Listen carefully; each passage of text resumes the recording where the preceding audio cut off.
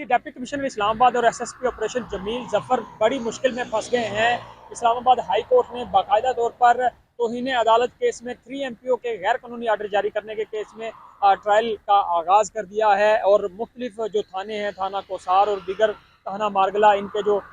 Record हैं वो भी अब बयान करवा लिए गए हैं। और इसमें जो जस्टिस बाबर सत्तार हैं, 3 MPO का जो तौहीन अदालत का केस है, इसमें पहले कह चुके हैं कि इसमें कम से कम सज़ा 6 माह की होगी। और वो ये भी कह चुके हैं कि जितने भी इलाकों में सियासी शख्सियात के 3 MPO के तहत जो ऑर्डर्स जारी किए गए थे पिछले दिनों, चूँकि तहरीक इंसाफ के रहनुमाओं के खिलाफ एक क्रैकडाउन हुआ था, उनकी जब भी किसी केस में रिहाई होती थी तो 3 MPO में उनको गिरफ्तार कर लिया जाता था। उन्हीं केस में शहरियार अफरीदी और शानदाना गुलजार के जो है ऑर्डर जारी किए गए थे डिप्टी कमिश्नर इस्लामाबाद की तरफ से, जिसको कलअदम करार दिया गया था इस्लामाबाद हाई कोर्ट की तरफ से, और फिर भी उनको दोबारा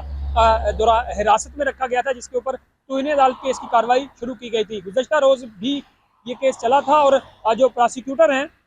और डिप्टी कमिश्नर के जो वकील हैं, उन्होंने पूरी कोशिश की कि इस केस में इल्तवा हो जाए और केस मामला जो है वो लटक जाए। लेकिन जस्टिस बाबर सत्तार ने कहा कि हम ये केस ना किसी दूसरी अदालत को भेजेंगे और ना ही इसमें किसी किस्म का वक्फा करेंगे, हम इसको बाकायदा सुनेंगे और इसको केस को मंतकी अंजाम तक पहुँचाएँगे। गुज़श्ता रोज़ जो है उसके बाद आज एक अहम, जब अभी ये केस चल रहा है तो एक अहम मुकालमा भी हुआ जस्टिस बाबर सत्तार और वकील के दरमियान, जिसमें जस्टिस बाबर सत्तार ने कहा इन्होंने लोगों को हिरासत में रखा, जेल में रखा, MPO के आर्डर्स कलअदम होने का रिकॉर्ड मौजूद है, फिर भी लोगों को हिरासत में रखा गया। तो जो वकील थे डिप्टी कमिश्नर और SSP ऑपरेशन के, उन्होंने कहा कि जी मुश्किल हालात में ये ड्यूटियाँ कर रहे होते हैं, किसी किस्म के कई दबाव और प्रेशर होते हैं,